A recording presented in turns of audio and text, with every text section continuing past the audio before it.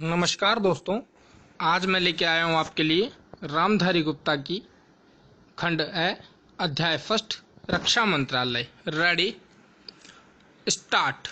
सभापति महोदय, मैं रक्षा मंत्रालय की मांगों का समर्थन करने के लिए खड़ा हुआ हूँ। वर्तमान घटनाओं से पता चलता है कि संसार का हर देश अपनी सुरक्षा के बारे में चिंतित है और उसके लिए हर प्रयत्न कर रहा है। इस दृष्टि से अन्य देशों की तरह हमारे देश में भी रक्षा मंत्रालय का महत्व है। मुझे इस बात की खुशी है कि जहां अन्य मंत्रालयों की उनके पिछले साल के कामों के बारे में काफ़ी आलोचना हुई है, वहाँ इस मंत्रालय की कम आलोचना हुई है। इससे पता चलता है कि इस मंत्रालय ने पिछले साल अच्छा काम किया है।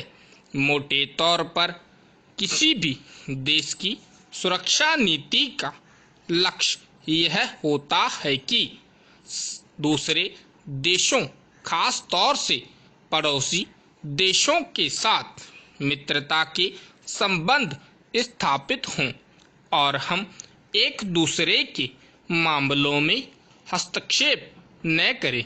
लेकिन उसके साथ यह भी जरूरी होता है कि हम अपने देश की सीमाओं और अखंडता की रक्षा करें। इसलिए हमारे देश का कर्तव्य हो जाता है कि हम अपने पड़ोसियों के कार्यों पर पूरी नज़र रखें, क्योंकि आज तक हमारे देश पर जो संकट आए हैं वे हमारे पड़ोसियों से आए हैं। 1965 में पाकिस्तान के साथ जो लड़ाई हुई और उसके बाद ताशकंद में जो समझौता हुआ वह सिर्फ कागज पर ही रहा। पाकिस्तान ने उस पर कोई अमल नहीं किया। इस दृष्टि से बहुत जरूरी है कि हम अपने देश की सुरक्षा की हर तरह से व्यवस्था करें। हमारा उद्देश्य दूसरों पर आक्रमण करना नहीं है, लेकिन यदि कोई हम पर आक्रमण करे तो हम में इतनी शक्ति अवश्य होनी चाहिए कि हम उसका डटकर सामना कर सकें। आप जानते हैं कि पिछले दिनों पाकिस्तान को अमेरिका और चीन से काफ़ी मदद मिली है। रक्षा मंत्रालय की रिपोर्ट में भी कहा गया है कि पिछले साल अमेरिका ने पाकिस्तान का 1500 करोड़ रुपए की फौजी सामान की सहायता दी है।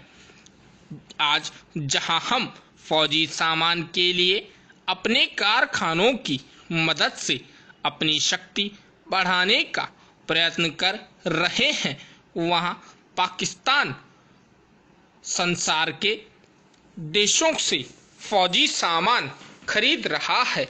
अपनी नीति के कारण वह सब देशों से लाभ उठा रहा है। मेरा सुझाव है कि हमको भी अपनी शक्ति बढ़ाने के लिए संसार के अन्य देशों के साथ अधिक से अधिक फौजी सामान खरीदना चाहिए। आज चीन की सीमा पर उनकी 1.5 करोड़ की फौज खड़ी है।